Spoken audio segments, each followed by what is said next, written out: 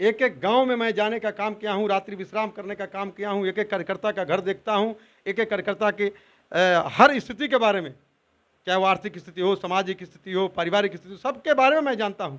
और लाखों कार्यकर्ता पार्टी का काम करके और आज सड़कों पर है। तमाम पार्टियों में कार्यकर्ताओं की उपेक्षा को लेकर के, अपने दल के नेताओं की उपेक्षा को लेकर के आम जनमानस में भी ये धारणा है कि आखिर मेरे क्षेत्र का अमुक कार्यकर्ता इतने दिनों से इस पार्टी में काम करता है, तो आखिर उसको पार्टी अवसर क्यों नहीं देती है। भारतीय जनता पार्टी का सिद्धांत है कि हर जात में पार्टी हो, लेकिन पार्टी में जात नहीं हो।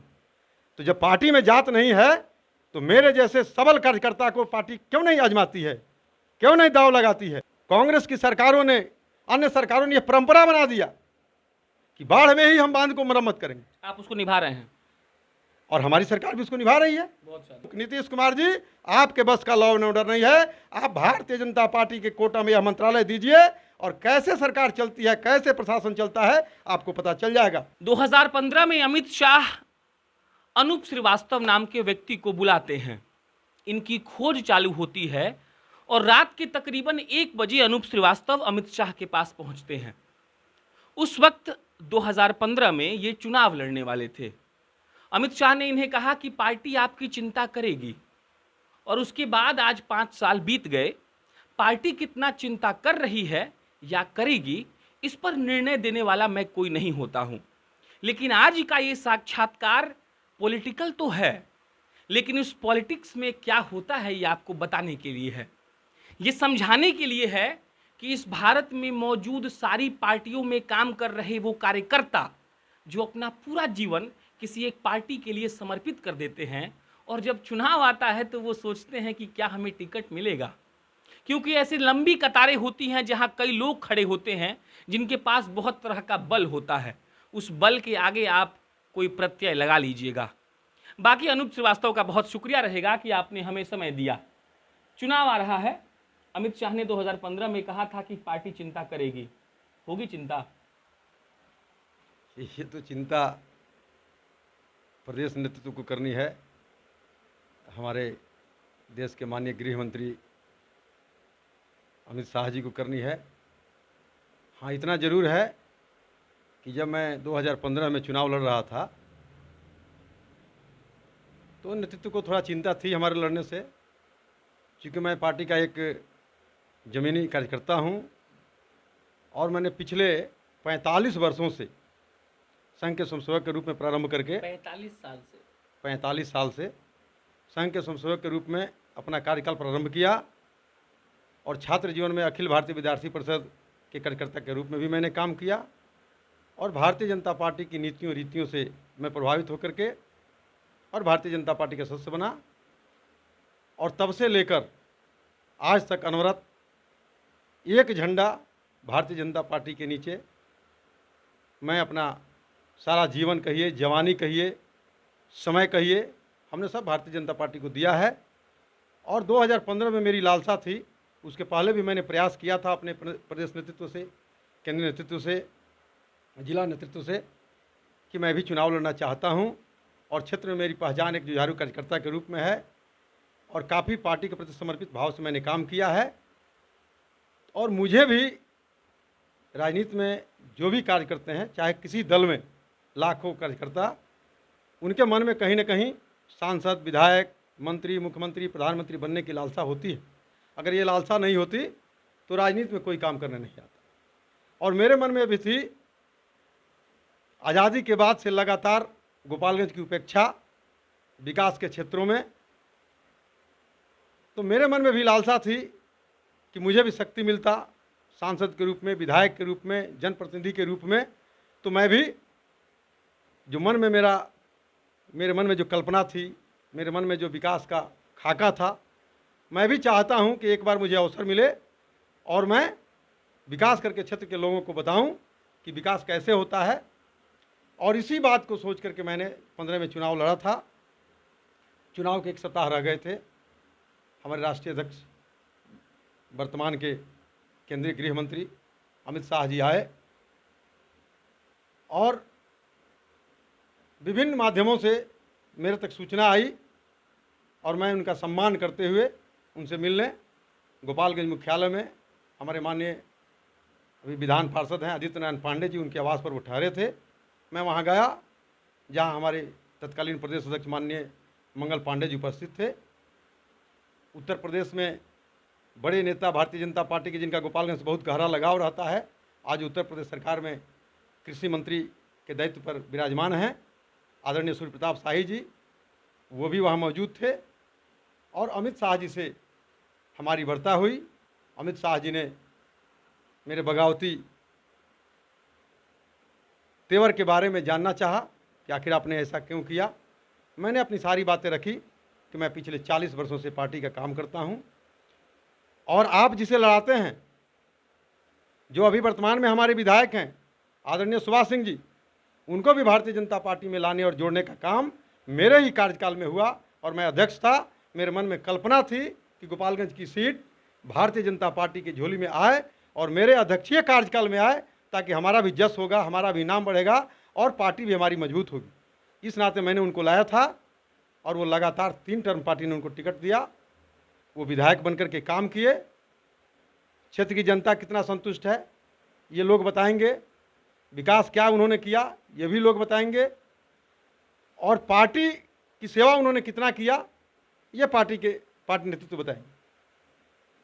लेकिन मेरा अधिकार भी बनता है, मैं इसी विधानसभा गोपालगंज 101 का निवासी भी हूँ, मेरा जन्मभूमि भी है, मेरा कर्मभूमि भी है, और इस नाते मैं इस बार भी, मुझे आशा ही नहीं पूर्ण विश्वास है कि हमारा केंद्रीय नेतृत्व और प्रांतीय नेतृत्व माननीय अमित शाह जी ने मुझे आश्वासन दिया था कि आपकी चिंता पार्टी करेगी, और मैंने बैठ गया और बैठने के बाद उस सीट को 3400 वोटों से जीतने का काम किया।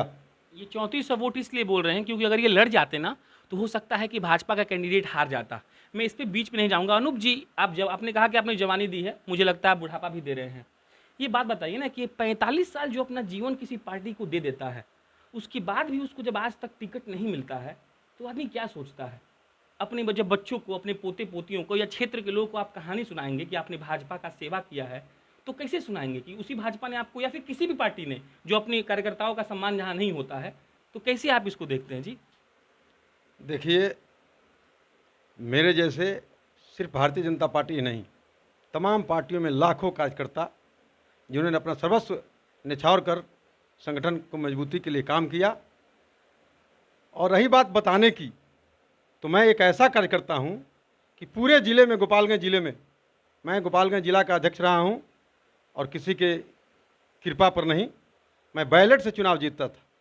बैलेट से संगठन का चुनाव होता था और मैं बैलेट से चुनाव जीतता था, और जीत करके उसमें प्रदेश के नेता यह देखते थे, जिला नेतृत्व जो जिले के नेता टाइप के लोग थे, पूर्व विधायक, पूर्व जिला अध्यक्ष, जिला स्तर के जो नेता, ये तमाम लोग मेरे विरोध में होते थे।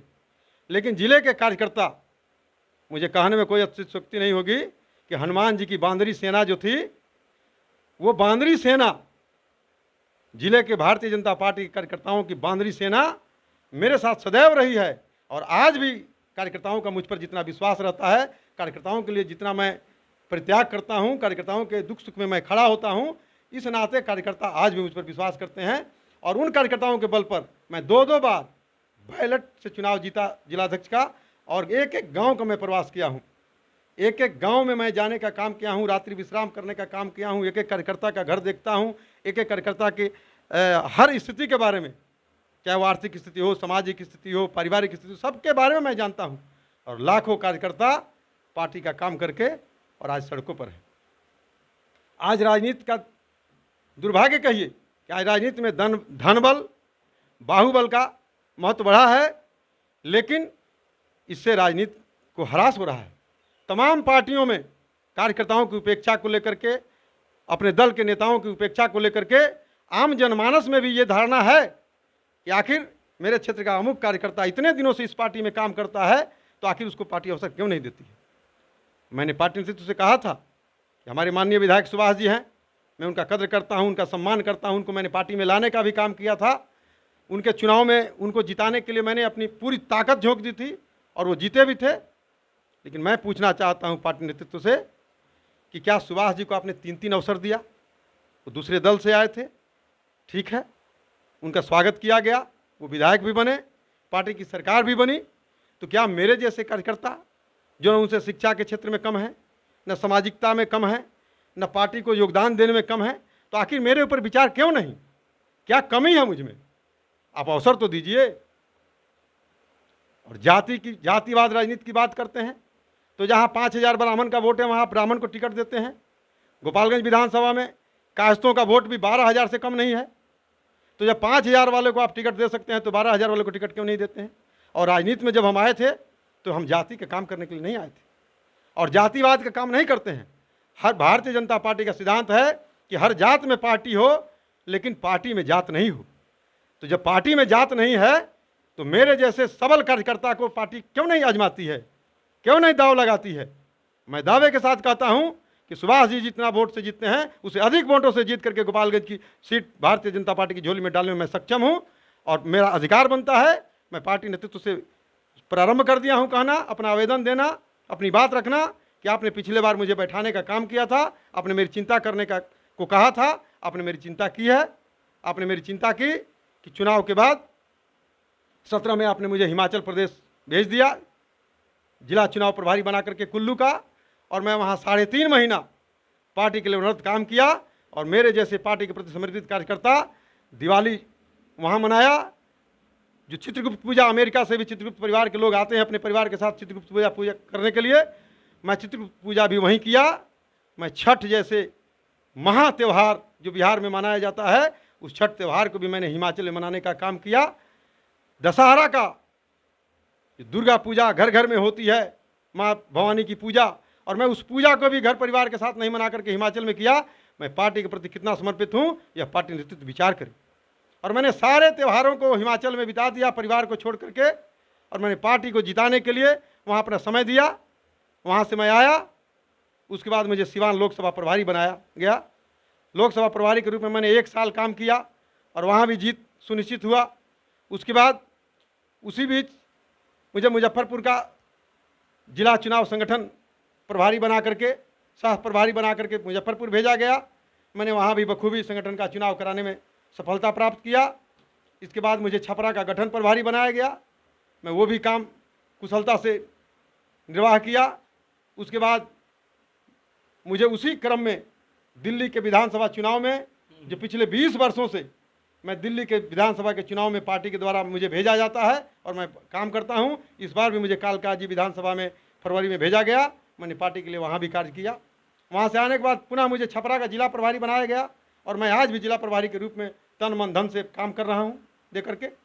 और मेरे काम को पार्टी जानती है, मैं कितना निष्ठा के साथ, कितना जिम्मेवारी के साथ जो काम मुझे मिलता है मैं उसको सफल करता हूँ। तो आज मुझे पूर्ण विश्वास है कि पार्टी में 45 वर्षों की जो मेरी सेवा है, जो हमने अर्पित किया है पार्टी को, निश्चित रूप से पार्टी ने पिछले बार में वादा भी किया है कि आपकी चिंता की जाएगी, और जो चिंता अब तक पार्टी ने किया है उसमें तन मन धन से समर्पित होकर के मैंने पार्टी का काम किया है। मुझे विश्वास है कि इस बार पार्टी मुझे गोपालगंज विधानसभा से उम्मीदवार बनाएगी और यह सीट जीत कर मैं भारतीय जनता पार्टी की सरकार बनाने में सहयोग करूँगा।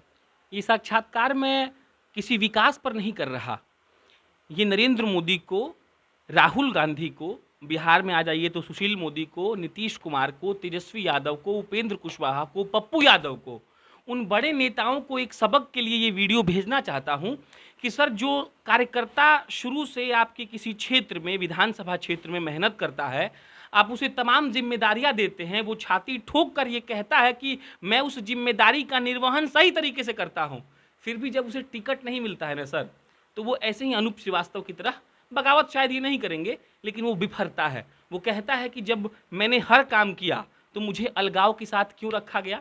बाकी अब गोपालगंज के बारे में आप जान लीजिए, यहाँ से 3 बार से विधायक हैं सुभाष सिंह। उनके बारे में लोग ये कहते हैं कि वो हिंदू मुस्लिम के चलते जीत जाते हैं। ये कहने में मुझे कोई गुरेज नहीं है, अनूप जी से भी पूछ लेंगे। लेकिन इसके अलावा उनकी एक परिचय ये भी है कि सुभाष सिंह क्षेत्र में काम तो करते हैं लेकिन चुनाव के वक्त वो थोड़ा ज़्यादा एक्टिव होते हैं, जो हमारे अन्य नेता आप देखते ही हैं कैसे करते हैं। उसी गोपालगंज 101 विधानसभा से अनूप श्रीवास्तव आज ताल ठोक रहे हैं। अनूप जी, अब थोड़ा सा ये बता दीजिए कि सुभाष सिंह से लोग कितना खुश हैं, क्या भाजपा के सुभाष सिंह उतना काम कर पाए हैं कि आपके जैसे एक कैंडिडेट को ये कहना पड़ रहा है कि हम उनसे बेहतर काम कर सकते हैं? देखिए, सुभाष जी ने क्या किया नहीं किया, हमारे सम्मानीय विधायक हैं, मैं उनकी टिप्पणी उन पर करना नहीं चाहता हूँ। अच्छा।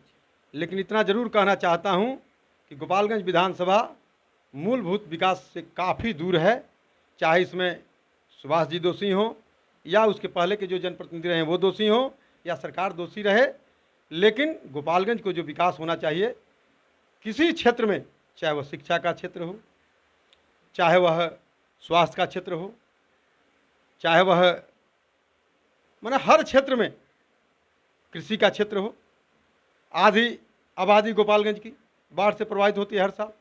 मैं पूछना चाहता हूं सरकार से और जनप्रतिनिधियों से कि जब बाढ़ आती है तभी बांध की चिंता हम क्यों करते हैं?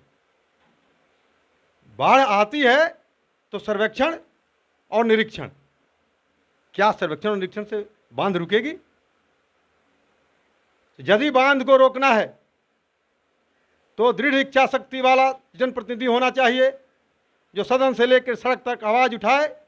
और बाढ़ का महीना समाप्त होता है अक्टूबर से जून तक उन बांधों की मरम्मती हो, उन बांधों को पक्कीकरण किया जाए। जितना पैसा हर साल बाढ़ में बर्बाद होता है उतना में 50-50 किलोमीटर कम से कम पक्का बांध बनाया जा सकता है, उसको सीमेंटेड किया जा सकता है।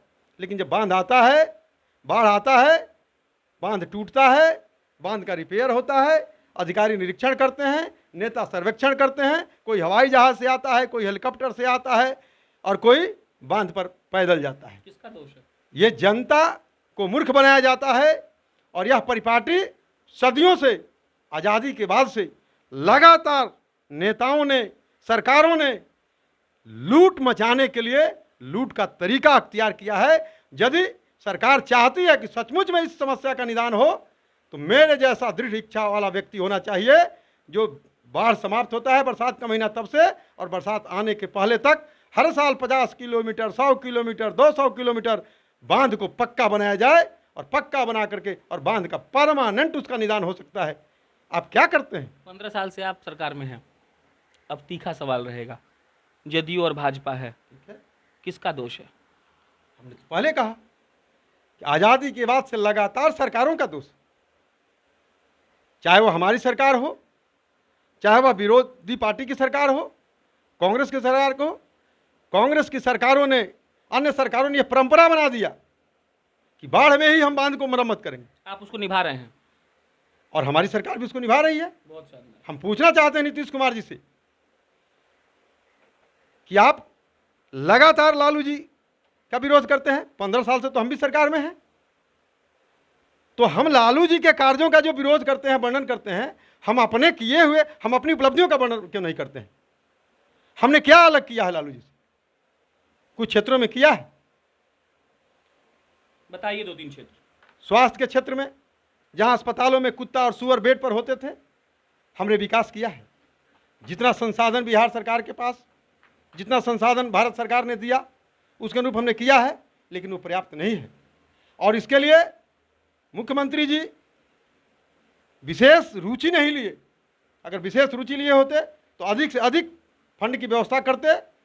और सबसे बड़ा कमी हमारी सरकार में है, और उस हम सरकार को दोष नहीं देंगे, हम सीधे सीधे मुख्यमंत्री नीतीश कुमार जी को दोषी मानते हैं।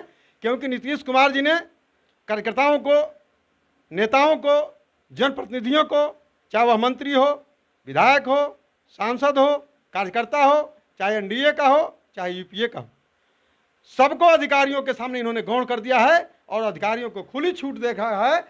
अधिकारी न विधायक की सुनता है, न मंत्री की सुनता है, न मुख्यमंत्री की सुनता है। मुख्यमंत्री के आदेश की अवहेलना, मुख्यमंत्री नहीं सुनता है। मुख्यमंत्री के आदेश की अवहेलना इस बिहार में हो रही है और निर्दोष लोगों को फंसाया जा रहा है। Law and order Nitish Kumar का बिल्कुल चौपट है। और मैं बार बार कहता हूं कि नीतीश कुमार जी, आपके बस का लॉ एंड ऑर्डर नहीं है। आप भारतीय जनता पार्टी के कोटा में यह मंत्रालय दीजिए और कैसे सरकार चलती है, कैसे प्रशासन चलता है, आपको पता चल जाएगा। आपको भारतीय जनता पार्टी के लोग करके दिखाएंगे। भारतीय जनता पार्टी के स्वास्थ्य मंत्री हैं। भागलपुर में एक आदमी मर गया, 5 घंटा तक उसके लाश को कोई उठाने वाला नहीं था। पहला। दरभंगा मेडिकल कॉलेज में चले जाइए, पान थूक थूक कर बेसिन गंदा किया गया है, पानी साफ करने वाला कोई नहीं है। दूसरा, शिक्षा की बात की आपने, आज भी गोपालगंज के 50% सरकारी विद्यालय में लड़का सब बोरा बिछाकर पढ़ता है। तीसरा बताइए। मैंने तो कह दिया, मैंने इसके पहले ही कहा, जब मुख्यमंत्री का आदेश अधिकारी नहीं मानता है तो मंत्री के क्या विसात है? खेल जा रहे हैं आप, मंत्री के क्या विसात है? जब मुख्यमंत्री के आदेश नहीं चल रहा है तो मंत्री को कौन सुनता है? कार्यकर्ता, मेरे जैसे कार्यकर्ता और विधायक को कौन सुनता है? ये स्थिति बिहार की बनी है। अच्छा एक जवाब दीजिए, मान लिया आपको मौका मिल जाए, 3 काम बताइए जो कर दीजिएगा। देखिए, मुझे मौका मिला 3 काम। तो मैं कितना करूंगा ये तो वक्त बताएगा, लेकिन हर समस्याओं के लिए सड़क से सदन तक मैं इतना संघर्ष करूंगा कि सरकार को मजबूर कर दूंगा कि चाहे वो स्वास्थ्य का क्षेत्र हो, शिक्षा का क्षेत्र हो। ये गोपालगंज हमारा जो ज़िला है, बिहार में सबसे बड़ा ज़िला है, जो विदेशों से धन कमाने में, धन लाने में सबसे ज्यादा एक नंबर, सबसे ज़्यादा पैसा गोपालगंज में आता है। मैं पूछना चाहता हूं नीतीश कुमार जी से कि आपने सभया एयरपोर्ट बने, इसके लिए क्या किया? क्या किया आपने? यहाँ के लोगों को मूलभूत सुविधा, छोटी लाइन जो छपरा मसरक होकर के गोरखपुर को जाती थी, सिवान से थावे होकर के गोरखपुर को कप्तानगंज को जाती थी, बड़ी लाइन में केंद्र की सरकार ने उसको तब्दील कर दिया। आप मुख्यमंत्री के हैसियत से गोपालगंज के लोगों को दिल्ली जाने के लिए गोपालगंज जंक्शन पर ट्रेन मिले, थावे जंक्शन पर ट्रेन मिले, जलालपुर में ट्रेन मिले, कुचायकोट में ट्रेन मिले, सासा मुसे में ट्रेन मिले, आपने क्या किया है? आज गोपालगंज के सांसद को, जो सांसद में आवाज़ उठाना चाहिए जिस सांसद को, वो हमारे सांसद जाते हैं सिवान ट्रेन पकड़ने के लिए, गोरखपुर ट्रेन पकड़ने के लिए। क्यों? सबसे अधिक पैसा खाड़ी देशों से गोपालगंज में आता है। यहाँ एक एयरपोर्ट होना चाहिए, यहाँ मेडिकल कॉलेज होना चाहिए, यहाँ इंजीनियरिंग कॉलेज होना चाहिए, यहाँ एयरपोर्ट होना चाहिए। ये क्या विकास आपने किया है? आज एनएच पर बांध टूटने के कारण एनएच के ऊपर से पानी बह रहा है, आपका विकास का डिडोरा पीट रहे हैं। नीतीश जी, आपके बस का विकास नहीं है। मैं सीधे कहता हूं कि आज जो कुछ भी बिहार में कमी है वह सिर्फ नीतीश कुमार जी के कारण है, क्योंकि वो सिर्फ लालू जी ने लूटा बिहार को, लालू जी ने बिहार को बर्बाद किया, यही गाना गाते हैं। ये गाना छोड़िए, आपने क्या किया? आपने बाढ़ को रोकने के लिए 15 वर्षों में कौन कौन से कदम उठाए? नीतीश जी आप जवाब दीजिए। मेडिकल कॉलेज गोपालगंज में क्यों नहीं खुला? यह नीतीश जी 15 वर्ष का आप जवाब दीजिए। इंजीनियरिंग कॉलेज क्यों नहीं खुला? आज भी बच्चे विद्यालय में ज़मीन पर बैठते हैं, आपने कहा बोरा बिछा करके, बिल्कुल सत्य कहा आपने। इसके जिम्मेवार नीतीश जी हैं, वो ढिढोरा पीट रहे हैं कि हमने ये किया वो किया।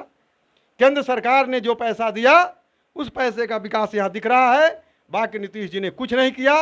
कोरोना जैसे महामारी के संकट में हमारे स्वास्थ्य मंत्री मंगल पांडे लगातार फेसबुक पोस्ट कर रहे हैं, प्रवास भी कर रहे हैं। कहाँ प्रवास कर रहे हैं? कहाँ गए सर? कल एम्स में गए थे, उसके 17 दिन तक सिर्फ फेसबुक का पोस्ट किए हैं। एनएमसीएच में गए, एम्स में गए, बाकी जगह पर जा रहे हैं, ऐसा नहीं है कि नहीं जा रहे हैं। लेकिन नीतीश जी अपने आवाज से बाहर नहीं निकल रहे हैं। अच्छा, नीतीश जी को बाहर निकलना सर चाहिए। इतना ही दिक्कत है तो भाजपा अलग क्यों नहीं हो रही है नीतीश जी से, बताइए। ये भाजपा, बिहार के जनमानस की इच्छा है कि नीतीश जी को एनडीए से बाहर किया जाए, नीतीश जी को छोड़ा जाए। नीतीश जी ने अधिकारियों को बिहार के को हवाले कर दिया अधिकारियों के, और बिहार का विकास इसीलिए बाधित है। भारतीय जनता पार्टी की क्या मजबूरी है केंद्र नेतृत्व का? हम अपील करना चाहते हैं प्रांतीय और केंद्र नेतृत्व से कि नीतीश जी को एनडीए से बाहर कीजिए। बिहार की जनता एनडीए में जो बाकी अन्य पार्टियां हैं उनके साथ पूर्ण बहुमत की सरकार बनाने के लिए आपको उतना बहुमत देगी बिहार की जनता कि आप सरकार बनाएंगे, और आप अपने जिस तरह से बाकी देश प्रदेशों में सरकार चला रहे हैं, वहाँ विकास कर रहे हैं, उस तरह से आप बिहार का विकास कर लीजिएगा। हम अपील करते हैं केंद्रीय और प्रांतीय नेतृत्व से कि आप एक बार इस चुनाव में नीतीश कुमार जी से अलग होइए और चुनाव लड़िए और विकास को एजेंडा बनाइए। आपने जो अपने माध्यम से किया है, जो अपने विभाग के माध्यम से किया है, उसको जनता को बताइए। जनता आपके साथ है। बिहार में निश्चित रूप से भारतीय जनता पार्टी के नेतृत्व में सरकार बनेगी। 2015 में तो अलग होकर देख लिए थे सर, 54 सीट जीते। 2015 में अलग होकर के लड़े थे, वो परिवेश दूसरा था। कैसा परिवेश था, डिफाइन करिए। वो परिवेश था लालू यादव का करिश्मा। लालू यादव का करिश्मा नहीं था। क्या था? बिहार के मतदाता 3 भागों में बटे हैं। कुछ लालू जी के समर्थक हैं, कुछ नीतीश जी के समर्थक हैं, और कुछ भारतीय जनता पार्टी के समर्थक हैं। लेकिन भारतीय जनता पार्टी का जो केंद्र में सरकार बनी और आम जमीन पर रहने वाले लोगों से लेकर के और हर वर्ग के लोगों को जो सुविधाएं प्राप्त की है इस कोरोना के संकट में या इसके पहले या विकास के क्षेत्र में, हमारे मोदी जी ने जो काम किया है उनके कामों से। और सबसे बड़ी बात कि जो मूलभूत समस्या इस देश की थी, 500 वर्षों से राम जन्मभूमि का मामला अधर में पड़ा हुआ था। वहाँ हर लोग कहते थे, हम लोगों को भी लगता था कि हमारी पार्टी भी राम जन्मभूमि के मंदिर पर राजनीति करती है, हम लोग को भी विश्वास नहीं था। लेकिन हमारे मोदी जी के दृढ़ इच्छा शक्ति ने 500 वर्ष के पुराने विवाद को समाधान करके सुप्रीम कोर्ट के माध्यम से और रामलला के मंदिर का निर्माण 5 तारीख को होने जा रहा है। इससे लेकर के बिहार सहित पूरे भारत की जनता मोदी जी के प्रति काफ़ी मतलब प्रसन्नता व्यक्त कर रही है। और दूसरा, जम्मू कश्मीर जो आज़ादी के बाद से लगातार भारत का अंग होते हुए भी भारत में नहीं था, उसको पूर्ण रूप से भारत ने विलय करके और लोगों के जो हृदय को जीतने का काम हमारे मोदी जी ने किया है। और इस नाते बिहार की जनता मोदी जी पर अटूट विश्वास करती है, भारतीय जनता पार्टी नेतृत्व पर विश्वास करती है। और आज नीतीश कुमार के कई एक फैसले, जैसे शराबबंदी का डिडोरा हमारे मुख्यमंत्री जी पीटते हैं और वो कहते हैं, उदाहरण देते हैं हमारे नेता कि क्या महिलाओं के साथ बलात्कार होता है और उसके लिए महिला निरोधक जो कानून बनाया गया है, तो कुछ गलत लोगों पर भी ये कानून लागू कर दिया जाता है, लोगों को फंसा दिया जाता है, तो क्या इसको हटा दिया जाए? मैं नहीं कहता हूं कि इस कानून को हटा दीजिए, लेकिन अपने अधिकारियों को कहिए कि अगर गलत लोग सही लोगों को अगर इस चपेट में ला करके फंसाना चाहते हैं, उसके साथ दुर्व्यवहार करते हैं, उनके प्रतिष्ठा को दूषित करना चाहते हैं, तो आपके अधिकारी जजमेंट करें। अगर सचमुच में वो महिला के साथ उत्पीड़न किया है तो उसको फांसी पर लटका दीजिए, लेकिन गलत फंसाया जा रहा है तो उसको न्याय मिलना चाहिए। ये नहीं हो रहा है। आज शराबबंदी 10 गांव में 15 गांव में एक ठेका होता था जहां से शराब बिकती थी, आज हर गांव में 15-15 ठेके चल रहे हैं। होम डिलीवरी होता है, होम डिलीवरी हो रहा है। मुख्यमंत्री जी के अधिकारी जानते हैं किस गांव में कौन बेचता है, थाना बेचवा रहा है, जिला प्रशासन बेचवा रहा है, कोई कार्रवाई नहीं होती है, पकड़ के जाता है, छूट के आता है, फिर वो धंधा शुरू करता है। आप फोन कीजिए, थाना प्रभारी को बताइए कि हमारे गांव में अमुक जगह पर बिक रहा है, थाना प्रभारी उस बेचने वाले को बताता है, बेचने वाला बिहार में कई जगह हुआ है, फरसा से लोग काट दिए हैं पुलिस को इन्फॉर्म करने वाले। कैसे उसको पता चल गया कि हमने पुलिस को इन्फॉर्म किया है? तो नीतीश जी, इतना सब होने के बाद भी भाजपा जदयू के साथ है जी, ये दुर्भाग्य है। हमारा नेतृत्व क्यों नहीं सोच रहा है, कार्यकर्ताओं से फीडबैक क्यों नहीं ले रहा है, जनता से फीडबैक क्यों नहीं ले रहा है? लेना चाहिए और नीतीश कुमार जी को एनडीए से अलग करना चाहिए। आज बिहार की जनता का ये डिमांड है। अंतिम 2 सवाल। मैं आपको ये ग्रिलिंग इसलिए कर रहा था अनूप जी, क्योंकि लोगों तक वो बात पहुंच सके कि एक नेता, एक कार्यकर्ता जो जमीन से जुड़ा हुआ है, वो कितना उसके अंदर बात भरा हुआ है। अब अंतिम 2 सवाल ये रहेगा कि गोपालगंज से अगर मौका मिल जाए, आपने 3 चीज़ों का नाम नहीं बताया, क्या करेंगे ये तफसील से बताइए। और अंत में ये बता दीजिए कि ऐसा कोई संदेश जो आप अपने गोपालगंज के लोगों तक देना चाहते हो। सबसे पहला, अगर पार्टी नेतृत्व और जनता का विश्वास मुझे प्राप्त होता है तो सबसे पहला समस्या गोपालगंज सहित पूरे बिहार में लॉ एंड ऑर्डर की है। आज अपराध अनियंत्रित है। 28 दिन में 8 लोग गोली मारा गया गोपालगंज में अपराध अनियंत्रित है। न पुलिस प्रशासन के बस की बात है रोकना और न नीतीश कुमार जी के बस की बात है रोकना। इसलिए यहाँ निर्दोष लोग मारे जा रहे हैं, लेवी के नाम पर लोगों की हत्या हो रही है। बड़े बड़े व्यवसायी जो चाहते हैं कि हम कुछ व्यवसाय खड़ा करके लोगों को रोजगार का अवसर पैदा करें, उनकी हत्या हो रही है रंगदारी के नाम पर। और लगातार ये लालू यादव के सरकार से प्रारंभ होकर के और आज तक ये सिलसिला गोपालगंज में नहीं रुका है। तो मेरी पहली प्राथमिकता होगी लॉ एंड ऑर्डर को गोपालगंज में दुरुस्त कराना। दूसरा, शिक्षा के क्षेत्र में जो भ्रष्टाचार शिक्षा के क्षेत्र में, शिक्षा विभाग में फैला हुआ है, शिक्षा के क्षेत्र में भ्रष्टाचार को समाप्त कर और शिक्षा को आम लोगों तक उपलब्ध कराना, यह दूसरी प्राथमिकता गोपालगंज में होगी। तीसरी, सबसे अधिक स्वास्थ्य के क्षेत्र में गोपालगंज में कमी है। यहाँ किसी तरह का रोग हो, आप हॉस्पिटल जाइए और वहाँ से डॉक्टर आला भी नहीं लगाएगा, डॉक्टर पूछेगा भी नहीं, सीधे refer to Gorakhpur, refer to Patna. मैं इस सिलसिला को बंद करूँगा। गोपालगंज में स्वास्थ्य के क्षेत्र में आमूलचूल परिवर्तन कराने के लिए चाहे मुझे जितना संघर्ष करना पड़े, सदन से लेकर सड़क तक, लोगों का स्नेह प्यार लेकर के, लोगों का सहयोग लेकर के मैं इन 3 क्षेत्रों में विकास के लिए गोपालगंज में परिश्रम करूंगा, संघर्ष करूंगा और हर हाल में इसमें आमूल-चूल परिवर्तन करके और जनता के साथ मैं दिखाऊंगा कि कैसे परिवर्तन होता है। लॉ एंड ऑर्डर, शिक्षा और स्वास्थ्य, ऐसा अनूप श्रीवास्तव का कहना है। अब अंतिम में मेरी टिप्पणी। मैं ये इंटरव्यू लेने के लिए विशेषकर गोपालगंज से यहाँ आया था। मैं फिर से दोहरा रहा हूँ, मैं इसलिए आया था ताकि उन नेताओं को जो कभी देश की राजधानी और बिहार में बैठे तो बिहार की राजधानी में बैठकर उन छोटे कार्यकर्ताओं को जो जमीन पर धूप में दौड़कर आपके पार्टी को सींचते हैं, आपको उनको नहीं भूलना चाहिए। ये वो लोग हैं जो आपकी पार्टी को एक दर्जे तक पहुंचा पाए हैं। बाकी भाजपा और जदयू के बारे में अनूप जी ने बहुत कुछ कहा, वो मज़ेदार था। आप भी सुनिएगा, इंटरव्यू कैसा लगा कमेंट बॉक्स में लिखकर बताइएगा। बाकी हम बिहार घूम रहे हैं, बाढ़ से आपको परिचित करवा रहे हैं, ये दिखा रहे हैं कि बांध क्यों टूटता है, ये दिखा रहे हैं कि बाढ़ पीड़ित लोगों को सरकार क्या मुहैया करवा पा रही है, क्या उन छोटे बच्चों को दूध मिल पा रहा है, क्या उन लड़के और लड़कियों को कपड़ा, चिवड़ा, मिठा के अलावा कुछ बढ़िया खाना भी मिल पा रहा है। तो ये सफ़र चलता रहेगा। अंततः कैमरे के पीछे बैठे आदर्श का बहुत बहुत शुक्रिया। मैं प्रशांत राय हूँ, आप जनता जंक्शन देख रहे थे। धन्यवाद।